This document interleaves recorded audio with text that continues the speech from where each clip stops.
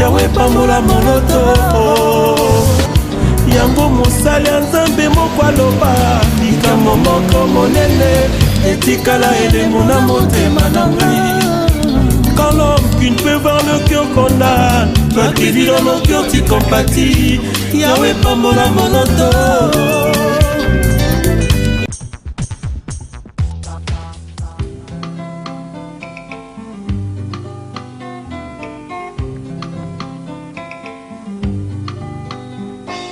Ozali oyo abongi na lokumu,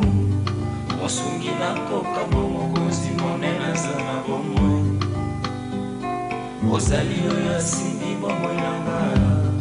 bipai na te motema bipai misu nanga eza kotala. Ozali likonzi ya bomoi ya basantu, ekimelo nanga ozali nzela bipai na kotambolaka. Papa yozali malamu mingi mpona ngai, esenkwale ya baye bakenda ona elinga ya kosekwa.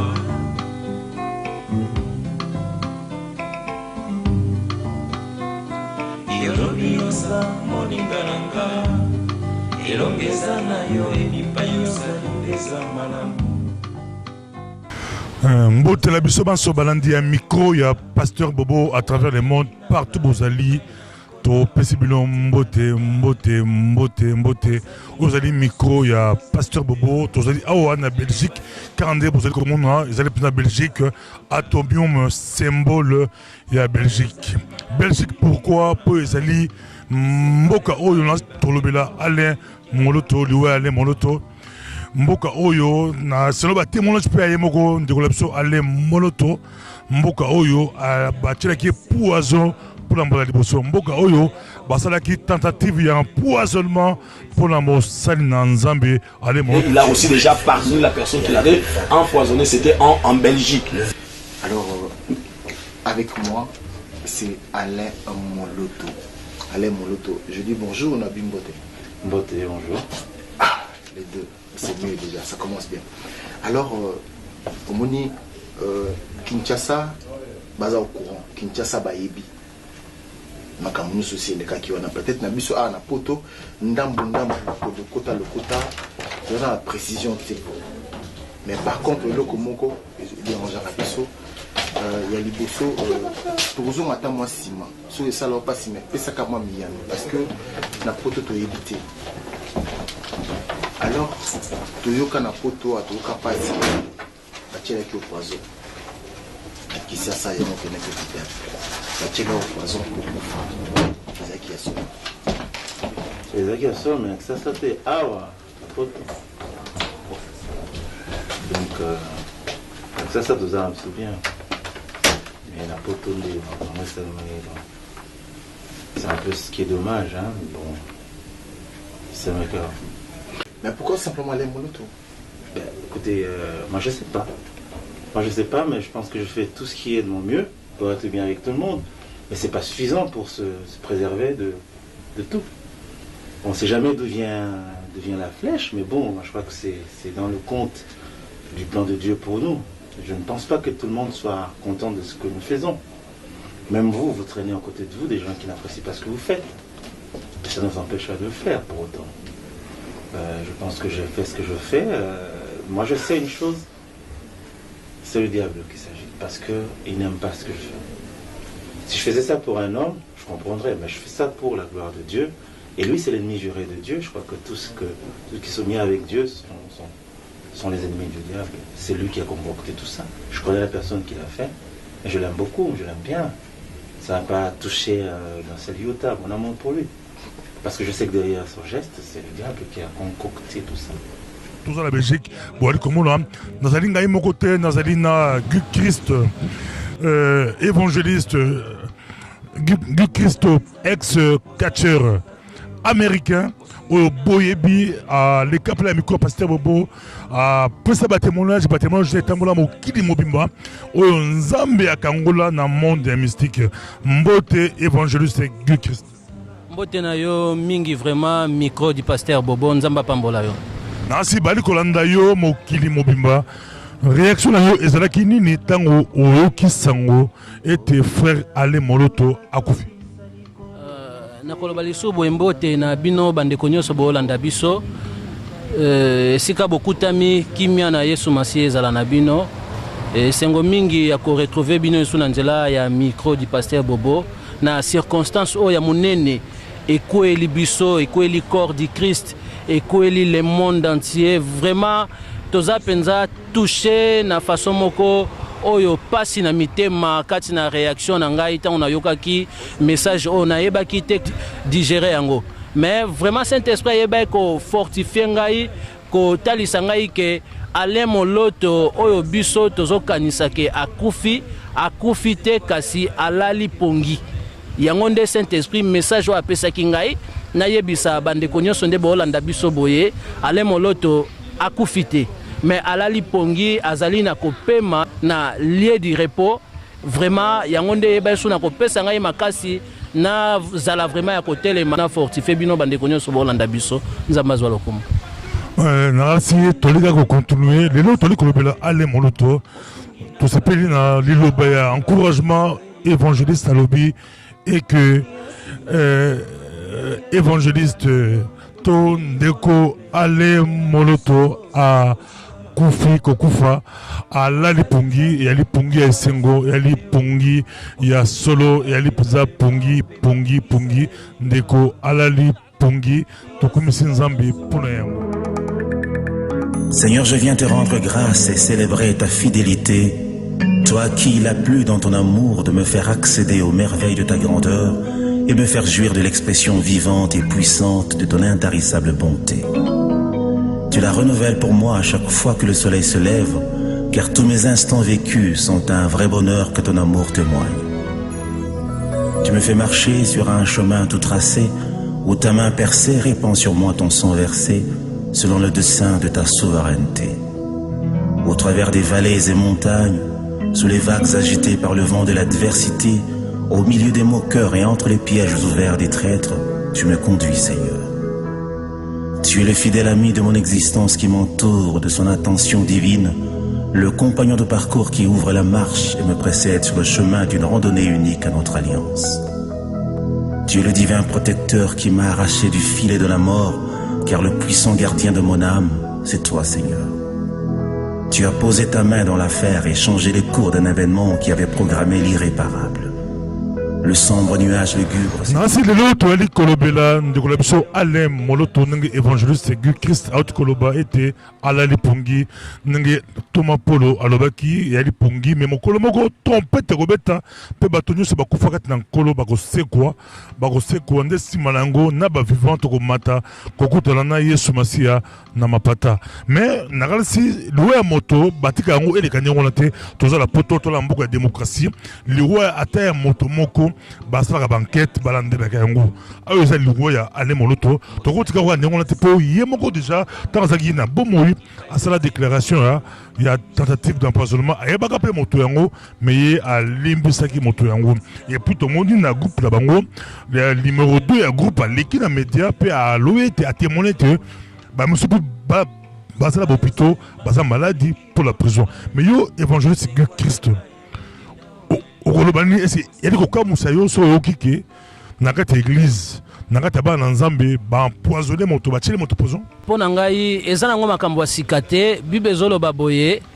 eloko oyo esalamaka to mpe makambo esalamaka na ntango ya kala yango kaka ezali kosalama na mokolo ya lelo c'est-à-dire eloko ya sika eza nango te donc yango wana kaka oyo azalaka yango ezozala pourquoi parce que diable azalaka pe azali mission ya diable ezali vraiment ko combattre eux ezali ba chrétien bana na nzambe c'est-à-dire ba né de nouveau yango nde ezali mission ya nzambe ya diable plan na ye ezali ete apanza corps du Christ abuka a vraiment corps du Christ ezala lisu corps du Christ te parce que yebike na nzela ya corps du Christ nde aza vraiment ko longama na nzela ya makila na Yesu to longa kiye na nzela ya kombo na Yesu to benga na kaye yango eza pona ngeza makambo akamwa te donc eza normal Yesu azoloba soki mokili e boyingai parce que nazali ya mokili te donc biso wa oyo to yambi Yesu tozo saela Yesu pendant que toza ya mokili te monde et ko refuser biso yango diable plan ezali toujours na nzela ba utiliser ka ba tactique tout pona ko vraiment ko koisa mwana na nzambe, c'est-à-dire on a ba né de nouveau eza pona ko sambela te pona ko kende église te mais ali moto wa bongola motema oyo azosela nzambe na sanctification na crainte pe tremblement. Donc monsieur ya diable vandi na bato bongo diable utilise ka ba tactique tout na nzela ba poison ezaka ka poison kaka te na nzela masasi na nzela ya ba maladie ndenge bato nyoso bazala ko ya pananga ko luka bakisi ke aboma mutu asala bo émission Satan même apesa ki ngai ke vina ngana combattre ya ba chrétien. Donc on a mona ke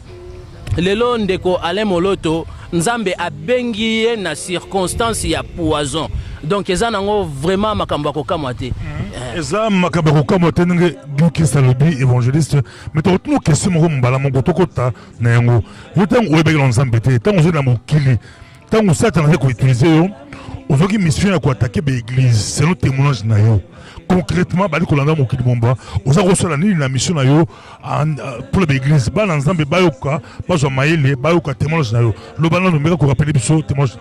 Bref, ma mission Satan peut s'arranger et zalaki tout simplement que moi na nzamba akoyi kozwa temps ko bondela te. Il faut to lukato distraire, yena distraire ye, c'est-à-dire na ba façon tout, na ba stratégie tout, ba envoûtement, ba tactique nyonso nga akoyi ko utiliser. Eza vraiment longue histoire, moyena ko kapenza ko décortiquer ngo awezate, mais ba DVD zali et ba DVD comme Victoire en Jésus-Christ Lucifer est dévoilé. On a parlé sur vie à ba catch na dévoiler mission à catch na pe ba pratique na bango. Eza première, pe deuxième, na troisième, on a ceux qui sont en repentance nangai, moussou c'est ça afin que les chaînes tombent, moussou c'est ça des ténèbres à la lumière. Donc babilo ko la nyoso diable utilise ka ba tactique tout, ndé nazale ko utiliser ba na nzambe. Premièrement, azwa temps ko bondela te parce que Satan yebi ke na nzela ya prière nde moto nazaki so na koti na ba église to na kanga mwa ya nzambe aza enveloppé na flamme de feu. Donc moyen approcher moyen kuna poussa na ezate. Donc nanzela o ezali abondela te ayoka surtout maloba nzambe te a méditer pe parole ya nzambe te parce que bible zo bana Josué to méditer liloba ya nzambe jour et nuit afin que to et permettre biso to agir fidèlement na nzambe. Donc nyonso ana Satan mission apesa kingai ezalaki na ba tactique o ezali ya nanzela ba envoûtement de façon que mutu akoka ko approcher asimba même bible te apoussa la même une église te po ayoka maloba nzambe parce que Satan ebi que la foi vient de ce qu'on attend apoussa la même te même temps baloba ki ono bo pesa mbongo appel des fonds pona ko sunga église to pona osunga boy nazala ko tsa mitema makasi na bana nzambe ba pesa te. Donc nyoso ana mission zalaga ke po église et souffrir église et évoluer te. Donc mutu azala na connaissance ya parole te. OK yeso aloba vous connaîtrez la vérité vous affranchira. Donc ceux qui moi na nzamba yebi vérité ayebi ke Satan yebi ke aolonga été. Donc il y a plusieurs fois je pense qu'il y a des témoignages nyonso yo bokoye basuna kolanda yango pour moyen penza ya koloba nyonso anezalité a na moment oyo. Non si oli kolanda biso yo oyo za muta distraction oza ata rebond de la té oza molimo ya Facebook za mabete mais ça okota yango oza ata en église té Keba. So côté Facebook, au côté la programme église Nabilon. Voilà ça madame. So côté Facebook PR moko pour partager malobala nzambe. Et ça madame que sokora yo na distraction. Na si moli mon passe la qui la période Nabilon. Ndekolangai évangéliste. Na période Nabilon tango yo salaki. Est-ce que vous avez une mission ya ko empoisonner basé dans nzambe ba yembi nzambe? Mais mission Satan pesa ki biso yango wana ya ko combattre ba oyo nyonso ba benganaka ye Satan na kombo ya maître na bango. Nani maître na bango? C'est-à-dire Yesu Masia. Et ko combattre bango ezali na tactique tout. Donc diable a luka kaka occasion nini donc nazale ko luka occasion nini oyo ngana ko kotela mutu wana. Même nanzela ya ko swana, il faut na provoquer ye visiblement boy. Yesu ka fungoli kaka porte nga na zuye même nanzela ko approcher Yesu na yebi ke na koto na zozwa été na approcher ne fils ke nanzela ya poison po nyonso ana bit ezalaki ke to atteindre moi na nzambe physiquement spirituellement vraiment financièrement na domaine tout to atteindre ye vraiment to battre ye vraiment azala vraiment na kaopo azala bloqué akoka suko s'en sortir te de façon que aya siko ko consulter oyo ezali banganga ba magicien surtout na mutu oyo avanda ya maloba te aza na connaissance ya Bible te bato abongone babanda ko ya consulter biso na mvute ye na tindi ba oppression ba démon oyo ezali ya pauvreté ba démon oyo ezali ya ba misère ya makambo belebele nde esala ke ye aya siko ko consulter nganga ya consulter nga naza na besoin kisa mbongo naza na besoin na bomambanda nanga mwana mwasi wana naza na besoin boye omona libala ngutu eza ya yete vraiment za longue histoire but ya Satan eza nini aluka kaka na moyen nini oyo bakoki ko atteindre yo soki ba atteindre yo na moyen le mususu oyo ezali spirituellement te physiquement même na masasi bako même na nzela ya prison bakanga batina bakoselo makambu donc bako multiplier makambu nyonso bakangi yo batio na prison donc de façon que bakasser moralement déjà so basi bakasser yo ozala concentré na domaine spirituel okoka vraiment kokota ba dimension ko lukelongi na nzambe soki bakasser physiquement donc nyonso wana donc Satan alukaka bref alukaka toujours o ezali occasion nini donc occasion nyonso oyo pesa melaka ye atika vite Bible lobi arodaka comme les rugissant alukaka nanyo ya ko dévorer donc tout simplement na occasion nyonso poison masasi nyonso bali kolanda biso mo kili mobimba toli ko rappeler que toli na Belgique mboka oyo nexelo ba témoignage mboka ya liboso oyo ba tantaki po ba bomande ko la biso Alain Molo. Si avant de répondre à cette question, j'aimerais encore dire prouver que papa Alain Molo a été prouvé et a été empoisonné. S'il y a encore 3 ou 4 personnes qui ont été touchées par le poison, notamment dans le groupe Adorons l'Éternel, notamment son deuxième fils aussi. Il y a aussi le frère Clovis et un de nous qui s'appelle Michel aussi, qui sont en train d'être soignés présentement là. Donc cela prouve vraiment qu'il a été empoisonné. Et leur cas, ceux-là que vous venez de citer, sont comment? Désespérés ou non, pas désespérés, on espère en Dieu, donc il y a encore de l'espoir parce qu'on a remarqué ça un peu tôt. Donc là, ils sont en train de prendre déjà le soin. Une question un tout petit peu indiscrète pour revenir à l'empoisonnement. Cette chaîne qui se poursuit là. Les groupes avaient affaire à des gens qui l'en voulaient. Vous avez des échos à ce sujet? Bon, en fait, il n'y a aucun problème. Nous n'avons de problème avec personne. C'est seulement le diable qui s'est levé pour combattre l'œuvre, croyant qu'ils vont effacer le nom de Gaël. Donc, et puis il y a même des menaces. Il y a des gens qui sont en train de nous menacer que vous allez tous partir. Mais bon, en fait, si c'est dans le plan de Dieu que tout le monde parte, nous partirons. Mais si c'est dans le plan des hommes, je leur assure qu'ils échoueront. Donc le groupe n'a de problème avec personne. Mais tout le Nzambe, Ali Nzambe a battu la ka, Nzambe a permis ta ka. Mais question na retourne en haut, bali pe kolanda biso. Lelo na Congo, c'est le témoignage, c'est le vidéo et le kotambo la banette. Mais ba monsieur chrétien ba ko banga micro. Ba ko banga micro, kalere ki ba banga ko lier la fête, ba na la fête ba sani, ba bingo la fête, o kina sani na yo. Ba bingo la fête o kina na verre na yo. Mais le komi ba yembe komi so akiko yemba akena micro na ye. Ba pasteur pe ba ko banga ba micro na ba église belé so akena micro na ye. Mais yo lo ba ni yo zaki mutu ya monde wana. Oki mutu ya monde wana. Micro. C'est poison, on aura poison ya molimo tout ça poison, tout le monde aura poison. Oyebi Bible lobi na 2 Chroniques na chapitre 20 pe na verset 20 to confier na Nzambe to kozala affermi pe na basali na Nzambe tout to ko réussir mais na lingi na lobela tout simplement moto yo azako se confier na Nzambe azalaka confondité aza moto oyo abangaka te moto oyo ayebi nani abenga ye tala papa Nzambe akoki ko benga basali na ye d'une manière d'une autre. Alors bibo kolia ba poison bakotela bino ba poison boko kufa te mais tozomona ndeko ale moloto akufi boko nyata ba serpent bo simba ba serpent boko bakoso akoswa bino te mais tozomona ke ezo sala neti ezali au contraire ya maloba na Nzambe mais na lingina yebisa bino balandinyo so bolanda biso eza na contradiction mon côté à maloba ya Nzambe Nzambe tout simplement abenga kabasali na ye d'une manière d'une autre. Donc mutu oyo aza na confiance ya Nzambe mutu oyo aza né de nouveau Bible lobi ete Nzambe azwaka soin na ye donc Nzambe ye moko a s'en chargeaka tango yo ozo komi batela yo komi ko banga ba micro, c'est-à-dire oye baten nzambe nini yo sambelaka. Po nzambe ko permettre liwa ya mutu d'une manière d'une autre na nzela ya poison, na nzela ya masasi, na ndenga permettre que liwa ya Yesu Masiye na nzela ya quoi. Donc vraiment na ebité mutu oyo azobanga micro, mutu azobanga boye, ayebite nani o nzambe nini o abinga tout simplement. Merci. Longola Kobanga nenge Moussela Nzamba Lobi, Longola Kobanga, Soko Kote na Hébreu 11. Hébreu 11 yali, Mukanda Penze ya Kristo, Mukanda ya Kondima. Na Hébreu, Soko Kite na Hébreu 11, okomona ete,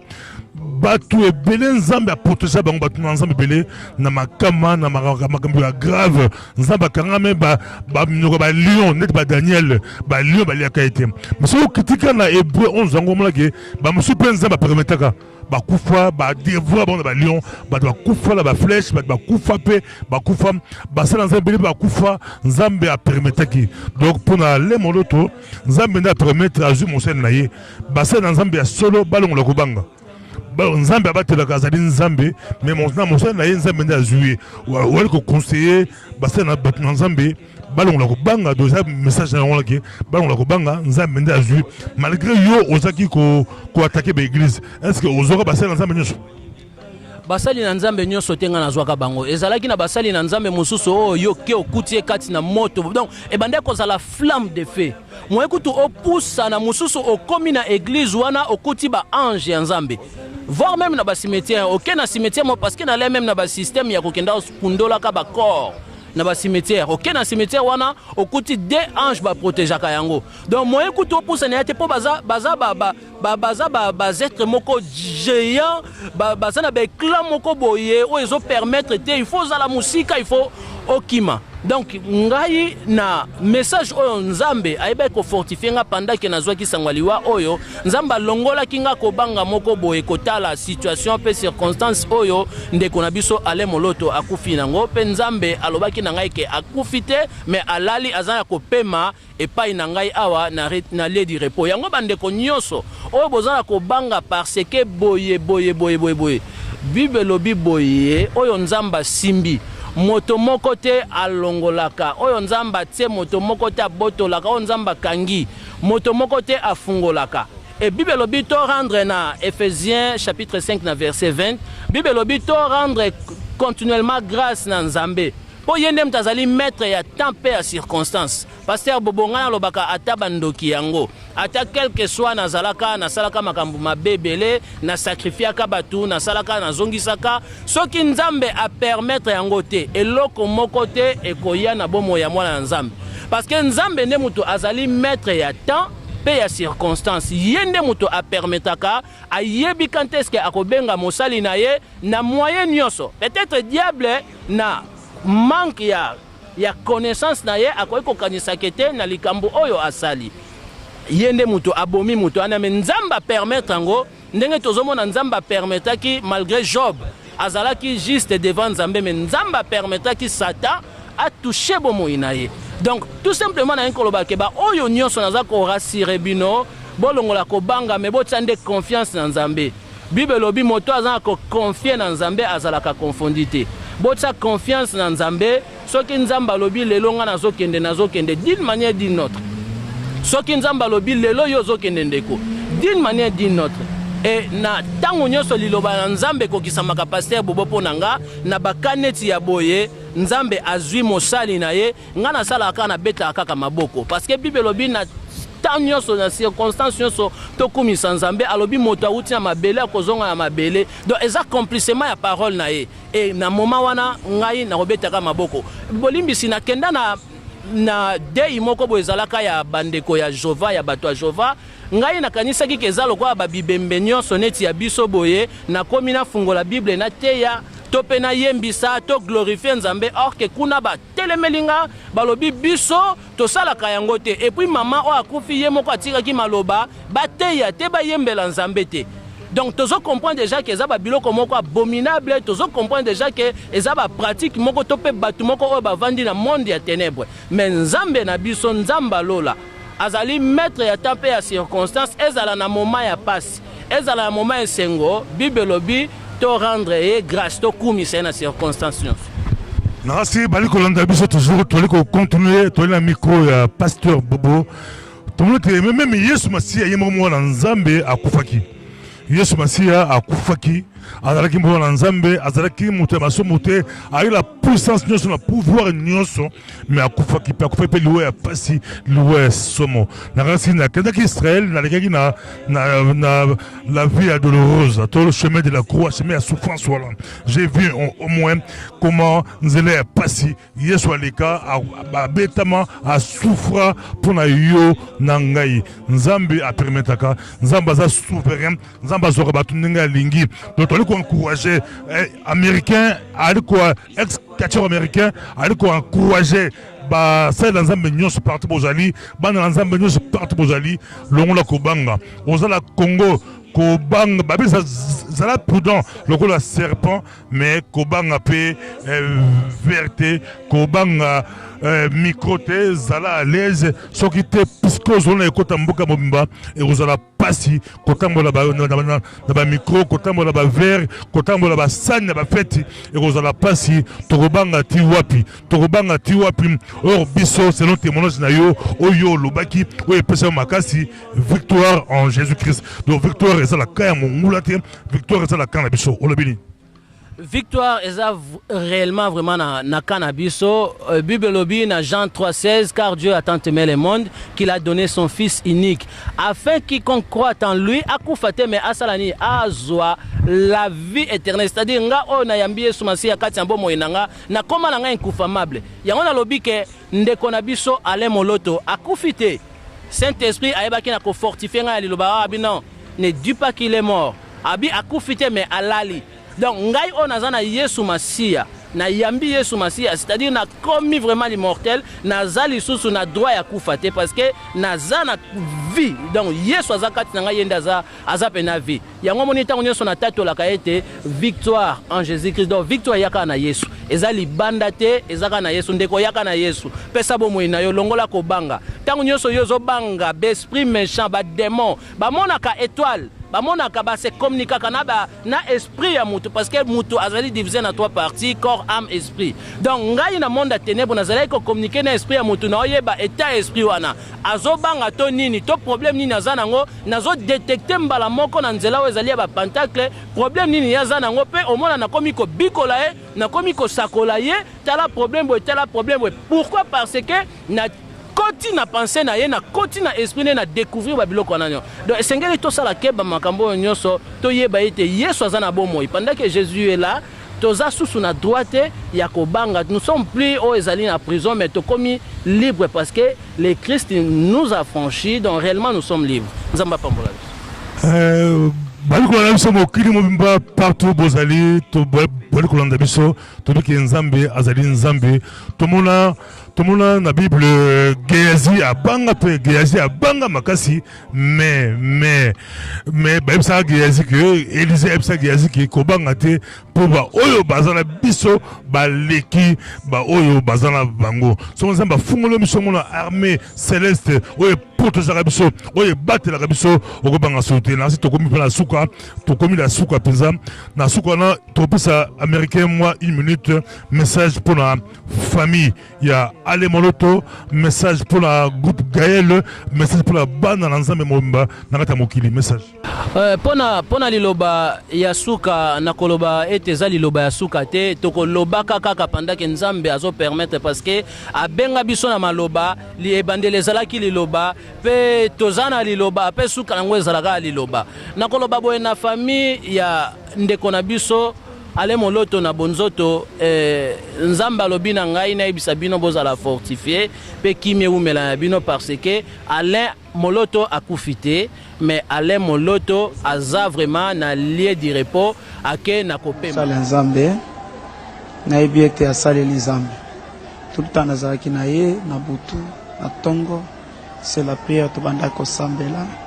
banda ko senga ngai mingi ke bana nzambe ba mi pese pa nzambe to simbana to zala bomoko asengi mingi ke musala nzambe kufate na Congo mission nzambe kufate na Congo nzamba zana posa ko racheter Congo azana posa ko komisa Congo mabela sika C'était ça, Abanda Kosengangai, jusqu'à dernier jour, la lobby, jusqu'à 16h, 17h, nous avons dans la chambre, tous au solo là, tout le monde semble le père, salut la prière, na yemi balé, jusqu'à tel point, Abanda ko exhorter ngai, et puis ça ngai na zanai, amakola nzambe, atalisi ngai munene nzambe, atalisi ngai makamuzamba sali, onzamba bongisi pona Congo, alobi Congo. Avec le temps, Zamba ko racheter ma belle. Ezaki ma belle moko. Oyo et comment mina lola qui est la parmi 12 tribus à Juda. Zamba ko racheter ma belle oyo. Tozala kana ba prière. Mais ya mutu ya 5 églises corps du Christ. Alobi to kabioka yokate Nzambe mutu andimi. A permettre Nzambe azoyer. Asali les Nzambe mingi avant kende akomisa ki Nzambe. Merci. Tout le temps, Tanando Alali, Azo Sambel Nandoto, Azo Sambel Azol Banalank, après tout le temps, c'est-à-dire, Azala Kika Pembele Nazambe, en tout cas, Azam Salan Zambe. Nzambe atali sakingai parce que na raisonna ki mingi na misala nyonso oyo ale moloto asali Nzambe ayeba kotalisa ngai ke ale moloto azalaki vraiment mutinda mina ye et na internet natalaki bandeko mususu basali ba image ya ndenge na ndenge balobi makambo ebele balobi mais groupe Gaël tout ça kisi bazolekisa bato wana ezalaki ja na liwa ya Sœur Marthe et puis na liwa ya frère Christian siko ekomi na liwa ya ndeko na biso papa Alain Moloto bato balobi ebele balobi kisi ba interpréter na ndenge belé mais nalingi tout simplement la bête lisu c'était bozala fortifié bolanda maloba ya bato te nzamba zwaka basali na ye d'une manière d'une autre nzamba talisa nga kazalaki penza mo sali na ye azalaki vraiment oyo ezalaki envoyé na ye prophète oyo ye atindaki kotala ba message nyonso oyo atiki pona biso eza ba message moko ya fortification pe espoir et espérance donc ezotalisa vraiment que Alain Moloto azalaki envoyé de Dieu et puis bandeko nyonso ya groupe Gaël bolanda maloba ya batute boyoka batute le Seigneur est avec vous nayebi ke azam maître ya temps pe ya circonstance ye oya permettre temps pe circonstance oyo ye moko ayebi nini azobongisa azokisaka pe azipaka tokangama na Yesu circonstance oyo to pe temps oyo elembisa biso te corps du Christ nyonso bozala fortifié bo se distraire te soit kisi soit nini ndenge batu mususu balobi mais oyo nga nazo confirmer pe oyo nzamba talisi ngai pendant que na lelaki na situation oyo nzambe azwi mosali na ye pe azakati na kopema na ye babomaka nzoto kasi babomaka molimo te bibelobi banga mutu oyo azoboma plutôt nzoto na bagene donc œuvre oyo papa Alain Moloto abandaki pe azalaki nango ezo continuer parce que ba réussir nzoto mais ba réussir molimo te parce que esprit ekufaka te et puis vision ekufaka te donc ezo continuer toujours et mutu oyo azalaki toujours occasion ndenge yeso bandai kolobana ba yekoli na ye ke moko na bino azali démon azali kotalisa par Juda donc na occasion wana nyonso oyo ye moko nzamba permetaki na nzela ya Juda mutu oyo nzambe ayebaki na ko permettre pona occasion ya circonstance o akotikalaka jamais kozana kimia akotikalaka jamais kozana kimia na kombo na Yesu pe nzambe na tamuke azo confondre ye corps du Christ bozala fortifié tozala toujours na bomoko et tokomona nini nzamba kosala kati na biso parce que kota la vie ya papa Alain Moloto ezali message munene o nzamba tikeli biso nzamba pambola biso c'est tout un peu la souka nzamba zo mosala na ye ngi mutu na nzamba lobi mais miko pasteur bobo to pesa pe conseil to loba boye famille to ba église corps du Christ na famille biologique ya Moloto tozala droit ya kosenga autopsie tozala droit ya koyeba cause ya liwa ya Moloto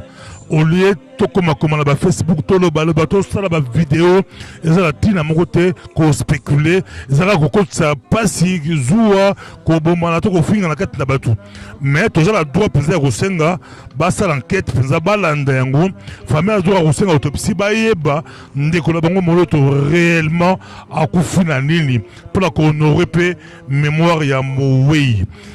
to bakolanda yango mais pour la bande na ye baye ba penza cause réelle akufi na nini bongo ba meni pe enquête soki za liwa ya bato soki euti pa la bato penza basala banquête balanda bakanga bato wana ata bakangi bango lelo te mokolo moko Congo wana nzamba kosikola yango mokolo moko Congo wana ekozwa délivrance nango ndenge ale moloto azali kobondela ndenge ale moloto azali kosenga Congo wana bakolanda yango Congo wana bakosenga délivrance nango pe bakolandela bato nyonso wana oyo basali makambo wana soki ezali ya solo mais tokomisika nzambe dans tous les cas nzambe azwa lokumu po te nzambe nde a permettre dans tous les cas kombola nzambe ekumama tolandi évangéliste tolandi gu Christ totikelaki pa temps aloba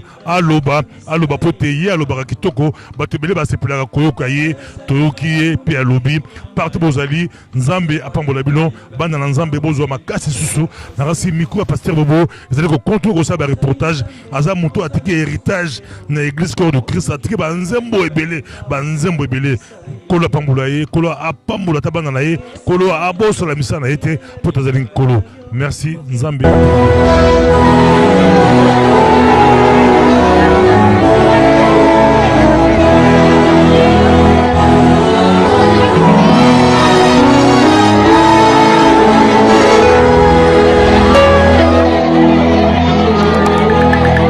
Seigneur, je viens te rendre grâce et célébrer ta fidélité, toi qui il a plu dans ton amour de me faire accéder aux merveilles de ta grandeur et me faire jouir de l'expression vivante et puissante de ton intarissable bonté.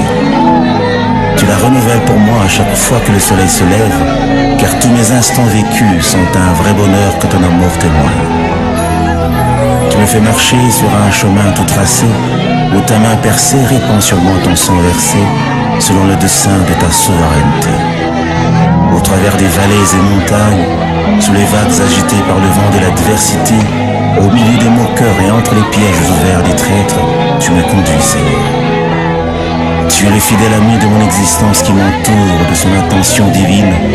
le compagnon de parcours qui ouvre la marche et me précède sur le chemin d'une randonnée unique à notre alliance. Tu es le divin protecteur qui m'a arraché du filet de la mort, car le puissant gardien de mon âme, c'est toi, Seigneur. Tu as posé ta main dans l'affaire et changé les cours d'un événement qui avait programmé l'irréparable. Le sombre nuage lugubre s'est dissipé et le sarment qui séchait a de nouveau fleuri, nourri par la sève de vie qui fait rayonner les âmes de tous les rachetés. Ta fidélité a dépassé le calcul des tombeurs des justes, des traîtres qui ont des pierres à la place du cœur, de ceux qui vivent pour détruire, mais sans moyens efficaces pour réduire les saints que tu as établis, car le soutien des âmes sauvées, c'est toi l'invincible roi. Laisse mon âme célébrer ta fidélité. Laisse mon âme chanter ta gloire, fidèle ami,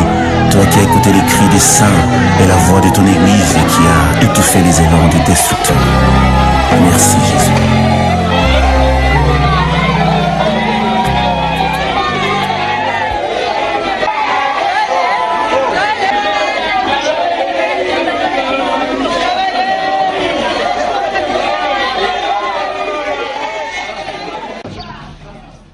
Quand Israël n'a la vie à douloureuse, tout le chemin de la croix, chemin à souffrance, voilà. J'ai vu au moins comment nous allons passer, hier soit les cas, à bêtement, à souffrir pour la yo nangai. Nzambe a permis taka, Nzamba za souverain, Nzamba zora batunenga lingi. Donc on a encouragé américain, ex-catcheur américain, on a encouragé. Ba ça dans un mignon se parti bozali ba dans un mignon se parti bozali longola kobanga ozala Congo kobanga babi ça la prudent lokola serpent mais kobanga pe verte kobanga microté zala à l'aise ce qui était puisque zone ekota mboka mobimba et ozala pasi kotambola ba micro kotambola ba verre kotambola ba sanya ba feti et ozala pasi tokobanga tiwapi or biso selon témoignage na yo oyo lobaki oyo pesa makasi victoire en Jésus-Christ. Donc victoire est la kaya mongula te victoire est la kana biso olobini. Victoire est réellement vraiment na cannabiso. Bible lobby na Jean 3,16, car Dieu a tant aimé le monde qu'il a donné son Fils unique, afin quiconque croit en lui akufate me asalani azwa la vie éternelle. C'est-à-dire nga o na yambi Yesu Masiya kati ya bomo inanga na koma na nga incoufamable. Yango na lobby ke ndeko na biso ale moloto akufite. Saint-Esprit ayebaki na ko fortifier nga liloba abi non, ne dis pas qu'il est mort. Abi akufite me alali. Donc ngai on azana Yesu Masiya na yambi Yesu Masiya, c'est-à-dire na commis vraiment l'immortel na zali susu na droit ya kufate parce que na zana vie. Donc Yesu azakati na ngai yenda za pena vie. Yango monita onyoso na tato la kaete victoire en Jésus-Christ. Donc victoire yaka na Yesu. Ezali bandate ezaka na Yesu ndeko yaka na Yesu. Pesa bo moina yo longola ko banga. Tango nyoso yozo banga b'esprit méchant ba démon ba monaka étoile. Bamonaka ba se communiquer na esprit ya mutu parce que mutu azali divisé na trois parties, corps, âme, esprit. Donc ngai na monde ténèbres nazali ko communiquer na esprit ya mutu na oyeba état esprit wana azobanga to nini to problème nini azanango nazo détecter mbala moko na nzela ezali ba pentacle problème nini yazanango pe omona na komi ko bikola e na komi ko sakola ye tala problème pourquoi parce que na koti na pensée na ye na koti na esprit na découvrir babiloko na nyo. Donc sengeli to sala keba makambo nyoso to yeba ete Yesu azana bomoi pendant que Jésus est là toza susu na droite ya kobanga. Nous sommes plus au ezali na prison mais to komi libre parce que le Christ nous a franchi, donc réellement nous sommes libres. Nzamba pambola bali kolanda biso mokili mobimba partout bozali to bali kolanda biso to biki nzambe azali nzambe tomona na Bible Géasi abanga makasi mais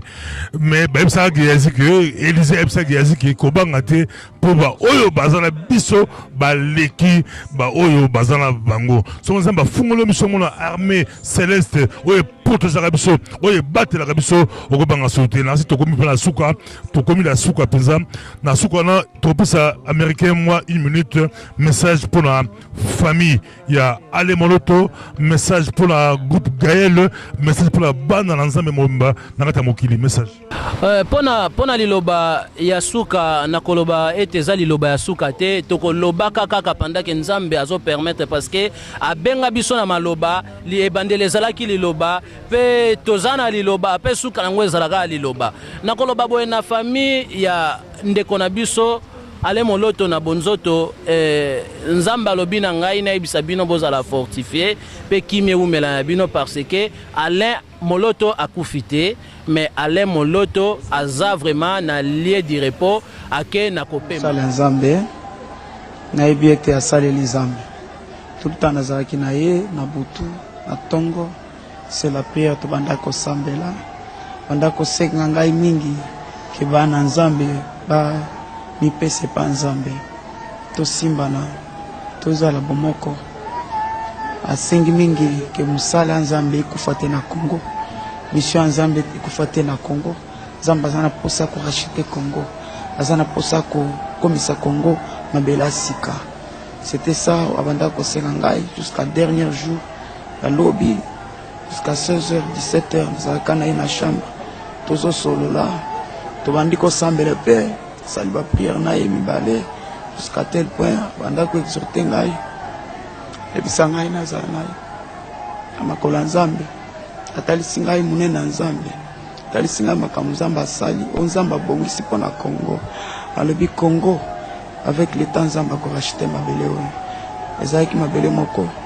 oyo e komami na lola qui kozala parmi 12 tribus ya Juda nzamba ko racheter mabele oyo tozala kana ba prière na ya mutu ya senge église corps du Christ alobi toka bioka yokate nzambe mutu andimi a permettre nzambe azoye asalele nzambe mingi avant kende akomisa nzambe pesi nzambe merci tout le temps tanando alali azo sambela na ndoto nazo sambela zoloba na langue après tout le temps c'est-à-dire azala kika pembeni na nzambe en tout cas azamusala nzambe atalisaki ngai parce que na raisonnaki mingi na misala nyonso oyo Ale Moloto asali nzambe ayeba kotalisa ngai ke Alain Moloto azalaki vraiment mutinda mina ye et na internet natalaki bandeko mosusu basali ba image ya ndenge na ndenge balobi makambo ebele balobi me groupe Gaël tout ça kisi bazolekisa bato wana ezalaki évangéliste to ndeko Alain Moloto a kufi kokufa alali pungi ya lipungi ya esengo ya lipungi ya solo ya lipuza pungi ndeko alali pungi tokumisi nzambi pona yango. Seigneur, je viens te rendre grâce et célébrer ta fidélité, toi qui il a plu dans ton amour de me faire accéder aux merveilles de ta grandeur et me faire jouir de l'expression vivante et puissante de ton intarissable bonté. Tu la renouvelles pour moi à chaque fois que le soleil se lève, car tous mes instants vécus sont un vrai bonheur que ton amour témoigne. Tu me fais marcher sur un chemin tout tracé, où ta main percée répand sur moi ton sang versé, selon le dessein de ta souveraineté. Au travers des vallées et montagnes, sous les vagues agitées par le vent de l'adversité, au milieu des moqueurs et entre les pièges ouverts des traîtres, tu me conduis, Seigneur. Tu es le fidèle ami de mon existence qui m'entoure de son attention divine, le compagnon de parcours qui ouvre la marche et me précède sur le chemin d'une randonnée unique à notre alliance. Tu es le divin protecteur qui m'a arraché du filet de la mort, car le puissant gardien de mon âme, c'est toi, Seigneur. Tu as posé ta main dans l'affaire et changé les cours d'un événement qui avait programmé l'irréparable.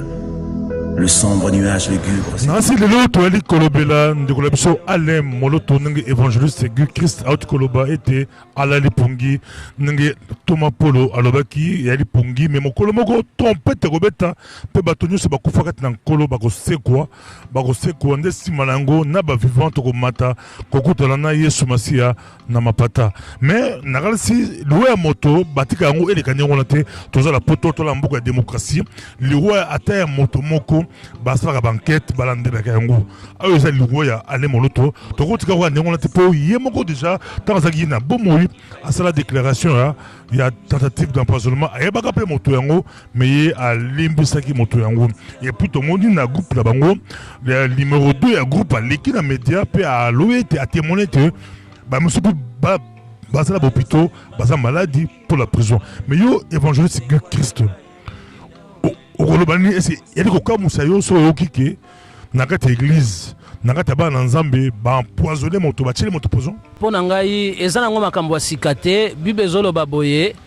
eloko oyo esalamaka to mpe makambo esalamaka na ntango ya kala yango kaka ezali kosalama na mokolo ya lelo c'est-à-dire eloko ya sika eza nango te donc yango wana kaka oyo ezalaka yango ezozala pourquoi parce que diable azalaka pe azali mission ya diable ezali vraiment ko combattre eux ezali ba chrétien bana na nzambe c'est-à-dire ba né de nouveau yango nde ezali mission ya nzambe ya diable plan na ye ezali ete apanza corps du Christ et abuka a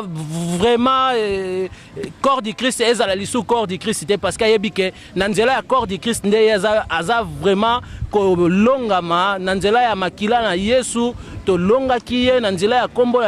kombo na Yesu to benga na kaye yango eza pona ngeza makambo akamwa te donc eza normal Yesu azoloba soki mokili e boyingai parce que nazali ya mokili te donc biso ba oyo to yambi Yesu tozo saela Yesu pendant que toza ya mokili te monde e ko refuser biso yango diable plan ezali toujours na nzela ba utilisaka ba tactique tout pona ko vraiment ko koisa mwana na nzambe c'est-à-dire on a oloba né de nouveau eza pona kosambela te pona kokende église te mais ali moto abongola motema oyo azosala nzambe na sanctification na crainte pe tremblement donc mission ya diable vandi na bato abongo diable utilisaka ba tactique tout na nzela ba poison ezaka ka poison kaka te na nzela masasi na nzela ya ba maladie ndenge bato nyoso bazala ko ya pananga koluka bakisi ke aboma mutu asala bo émission satan même apesa ki ngai ke vina ngana combattre ya ba chrétien donc on a mona ke lelo ndeko Alain Moloto nzambe abengi ye na circonstance ya poison donc eza nango vraiment makambo kokamwa te eza makambo kokamwa te nge Christ alobi évangéliste mais to tunu question moko mbala moko tokota na yango yo tango oyebeki na nzambe te tango ozali na mokili tant que ça, tu as utilisé, aujourd'hui, mission à attaquer l'église, c'est le témoignage na yo. Concrètement, bali kolanda mokili bomba, oza reçoit la mission na yo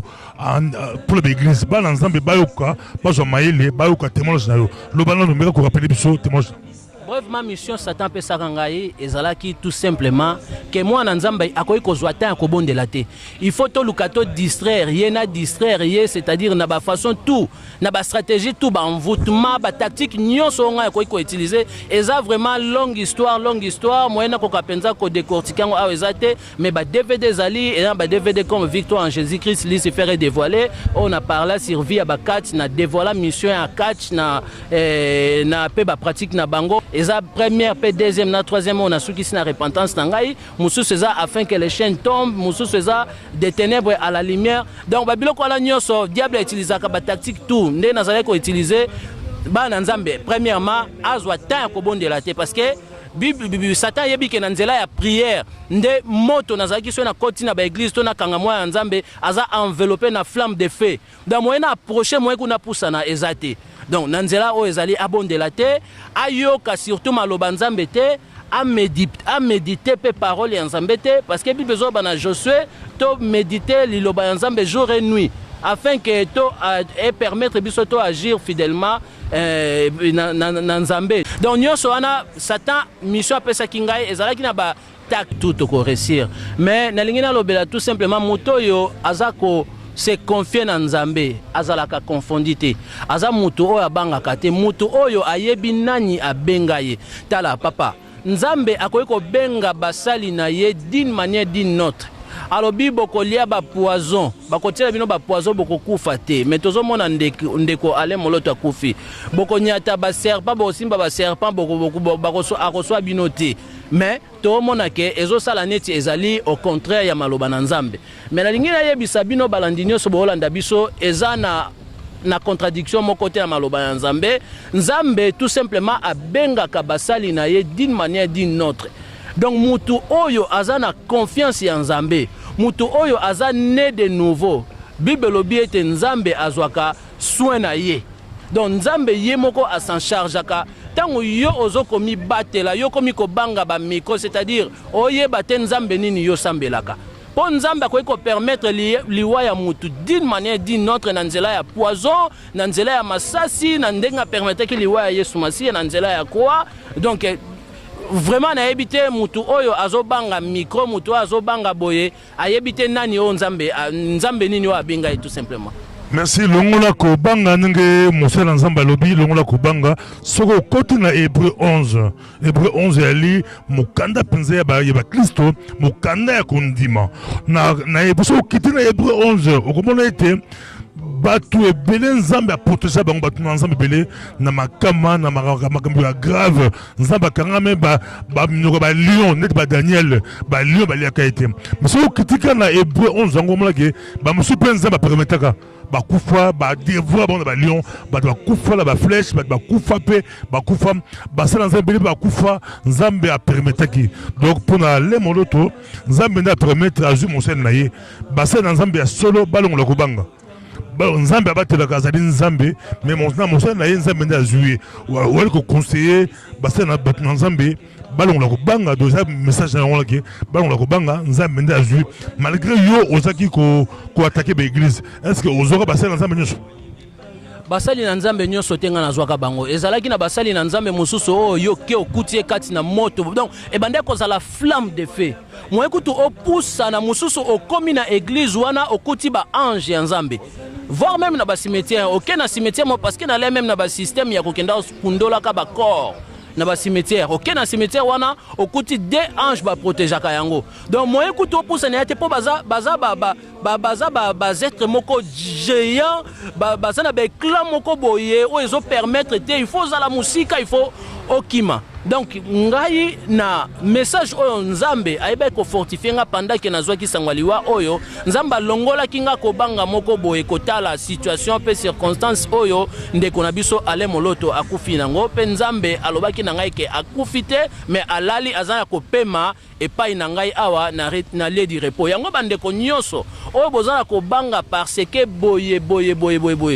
Bible lobi boye oyo nzamba simbi moto moko te alongolaka oyo nzamba tie moto moko te abotolaka oyo nzamba kangi moto moko te afungolaka. Et Bible lobi to rendre na Ephésiens chapitre 5 na verset 20 Bible lobi to rendre continuellement grâce na Nzambe po yende mtazali maître ya temps pe ya circonstance. Pasteur Bobonga lobaka ata bandoki yango ata quelque soit na zalaka na salaka makambu mabebele na sacrifiaka batu na salaka na zongisaka soki Nzambe a permettre yango te eloko moko te ekoya na bomo ya mwana Nzambe parce que Nzambe ne mutu azali maître ya temps pe ya circonstance yende mutu a permetaka ayebi quand est-ce que akobenga mosali na ye na moyen nyonso peut-être diable na manque ya connaissance na ye akoki kokanisa kete na likambo oyo asali yende mutu abomi mutu ana me Nzamba permettre ngo ndenge tozomona Nzamba permetaki malgré Job azalaki juste devant Nzambe mais Nzamba permetaki Satan a touché bomoi na ye. Donc tout simplement na nkoloba ke ba oyo nyonso naza ko rassurer bino bolongola ko banga me botsande confiance na Nzambe. Bible lobi moto aza ko confier na Nzambe azalaka confondité. Botsa confiance na Nzambe soki Nzamba lobi lelo nga nazokende d'une manière d'une autre. Soki Nzamba lobi lelo yo zokende ndeko d'une manière d'une autre. Et na tango nyonso liloba na Nzambe kokisamaka pasteur Bobo ponanga na bakaneti ya boye Nzambe azwi mosali na ye ngana sala aka na beta kaka maboko parce que Bible lobi na tant nyonso na circonstance nyonso tokumisa Nzambe alobi moto awuti na mabele akozonga na mabele donc eza accomplissement ya parole na ye et na moment wana ngai na robeta kaka maboko bolimbisi na kenda na dei moko boezalaka ya bandeko ya Jova ya bato ya Jova ngai nakanisaki keza lokwa babibembe nyonso neti ya biso boye na komi na fungola Bible na teya to pe na yembisa to glorifier Nzambe or que kuna ba telemelinga balobi biso to salaka yango te et puis maman o akufi ye moko atikaki maloba ba teya te ba yembela Nzambe te. Donc tozo comprendre déjà que ezaba biloko moko abominable tozo comprendre déjà que ezaba pratique moko to pe batu moko o ba vandi na monde ya ténèbres mais Nzambe na biso Nzamba lola azali maître ya temps ya circonstance ezala na moment ya passe ezala na moment ya sengo Bible lobi to rendre grâce to kumisa na circonstance nyonso. Merci bali kolanda biso toujours toli ko continuer toli na micro ya pasteur Bobo. Tomote même Yesu Masia yemo mwana Nzambe akufaki. Yesu Masia akufaki azalaki mwana Nzambe azalaki mutu maso mutu a eu la puissance nyonso na pouvoir nyonso mais akufaki pe loué pasi loué somo. Na rasi na Yawe pamola moloto yango mosali ya Nzambe moko aloba likambo moko monene etikala elemo na motema na ngai. Quand l'homme qui ne peut voir le cœur condamne, toi qui vis dans mon cœur tu compatis. Yahweh pamola monoto.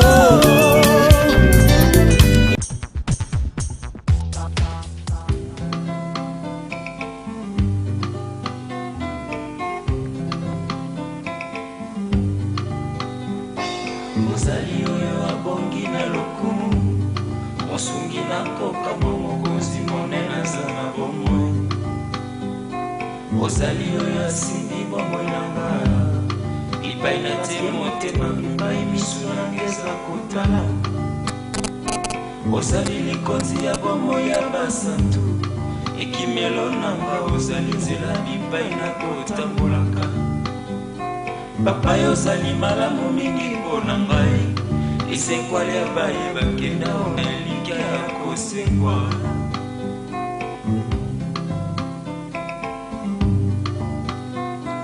Yolobi yoza moninga na nga elongeza na yo ebipa yozali ndeza malamu. Mbotela biso banso balandi ya micro ya pasteur Bobo à travers le monde partout bozali to pesibilo mbote ozali micro ya pasteur Bobo tozali awa na Belgique kande bozali komona ezali na Belgique atomium symbole ya Belgique. Belgique pourquoi po ezali mboka oyo na tolobela Alain Moloto liwe Alain Moloto mboka oyo na selo ba témoignage pe ayemoko ndeko biso Alain Moloto mboka oyo batilaki poison pour la liboso mboka oyo basalaki tentative ya empoisonnement pour la mosali na Nzambe ale mo. Il a aussi déjà parmi la personne qu'il avait empoisonné, c'était en Belgique. Alors avec moi c'est Alain Moloto. Alain Moloto, je dis bonjour Nabi Mbote. Mbote, bonjour. Ah, les deux, c'est mieux déjà, ça commence bien. Alors au Moni Kinshasa baza au courant, Kinshasa bayebi. Makamunu souci les cas qui on a peut-être na biso na poto ndambo le kota on a la précision mais par contre le komoko dérange à biso il y a liboso toujours matin moi ciment sur ça là pas ciment pesa kama miyano parce que na poto to éviter alors toyoka na poto atoka pas bachela ki au poison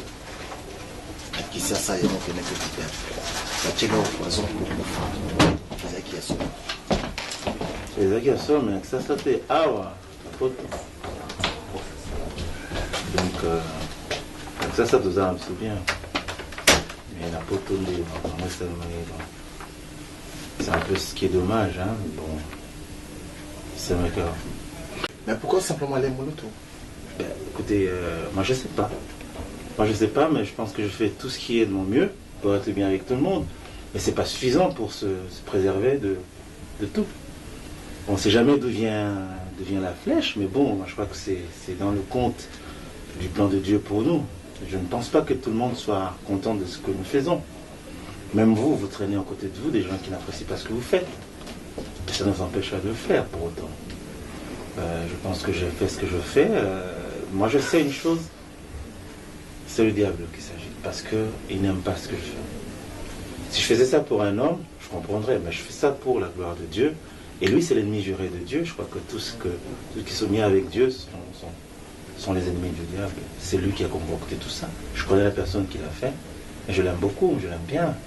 Ça n'a pas touché dans ce liota, mon amour pour lui. Parce que je sais que derrière son geste, c'est le diable qui a concocté tout ça. Tout ça la Belgique, bon, comme là, Nazali ngai mokote, Nazali na Guy Christ, évangéliste, Guy Christ, ex-catcheur américain, au Boyebi, à l'écap la micro pasteur Bobo, à Pesa Batémoulage, j'ai tambola mo Kili Mobimba, au Nzambe à Kangola, dans le monde mystique, Mbote, évangéliste, Guy Christ. Mbote na yo mingi vraiment micro du pasteur Bobo, Nzamba Pambola yo. Nasi bali kolanda yo mokili mobimba réaction na yo ezalaki nini tango oyoki sango ete frère Ale Moloto akufi nakoloba lisubu Mbote na bino bandeko nyonso bolanda biso esika bokutami kimia na Yesu Masiye ezala na bino sengo mingi ya ko retrouver bino yesu na nzela ya micro du pasteur Bobo na circonstance o ya munene ekweli biso ekweli corps du Christ et le monde entier vraiment toza penza touché na façon moko oyo pasi na mitema kati na réaction na ngai ta on ayokaki message on ayebaki te digérer yango mais vraiment Saint-Esprit yeba ko fortifier ngai ko talisa ngai ke Alain Moloto oyo biso tozo kanisa ke akufi te kasi alali pongi yango nde Saint-Esprit message o apesaki ngai na yebisa bandeko nyonso nde bolanda biso boye Alain Moloto akufite mais alali pongi azali na kopema na lieu du repos vraiment yango nde yeba biso na kopesa ngai makasi na zala vraiment ya kotelema na fortifier bino bandeko nyonso bolanda biso Nzamba zwa lokumu nasi tolika ko continuer lelo toli kolobela Alain Moloto to sepeli na liloba ya encouragement évangéliste à lobby et que oh ezali ya nanzela ba envoûtement de façon que mutu akoka ko approcher asimba même Bible te apoussa la même une église te pour ayoka maloba nzambe parce que Satan dit que la foi vient de ce qu'on attend apoussa la même te même temps baloba ke ono bo pesa mbongo appel des fonds pour na kosunga église to pour na kosunga boy nazala ko tsa mitema makasi na bana nzambe ba pesa te donc nyoso wana monsieur zalaga ke pour église et souffrir église et évoluer te donc mutu azala na connaissance ya parole te OK yeso alo ba vous connaîtrez la vérité vous affranchira donc donc ceux qui moi en nzamba yebi vérité ayebi que Satan ayebi que aolonga été donc ils a plusieurs fois je pense que na témoignage nyonso yo bokoye basuna kolanda yango pour moyen penza ya koloba nyonso wana ezalité a na moment non si on lui kolanda biso yo oyo za muta distraction on a ta rebond de la té on a molimo ya Facebook za mabete mais ça ko takango on aura ta en église té keba so côté Facebook au côté la programme église na bino voilà ça madame so côté Facebook PR moko pour partager ma balanzambe et ça madame que so ko yo na distraction na si molimo on pose la ki na période na bino ndekolangai évangéliste na période na bintango yo salaki est-ce que vous avez une mission ya ko empoisonner basé dans Zambie ba yembi dans Zambie mais mission Satan pesa ki biso yango wana ya ko combattre ba oyo nyonso ba benganaka ye Satan na kombo ya maître na bango nani maître na bango c'est-à-dire Yesu Masia et ko combattre bango ezali na tactique tout donc diable a luka kaka occasion nini donc nazale ko luka occasion nini oyo ngana ko kotela mutu wana même na nzela ya koswana il faut na provoquer ye visiblement boy Yesu ka fungoli kaka porte nga na zuye même na nzela ko approcher Yesu na yebi ke na koto na zozo été na approcher ne fils ke na nzela ya poison po nyonso wana but ezalaki ke toi atteindre moi na nzambe physiquement spirituellement vraiment financièrement na domaine tout toi atteindre ye vraiment to battre ye vraiment azala vraiment na kaopo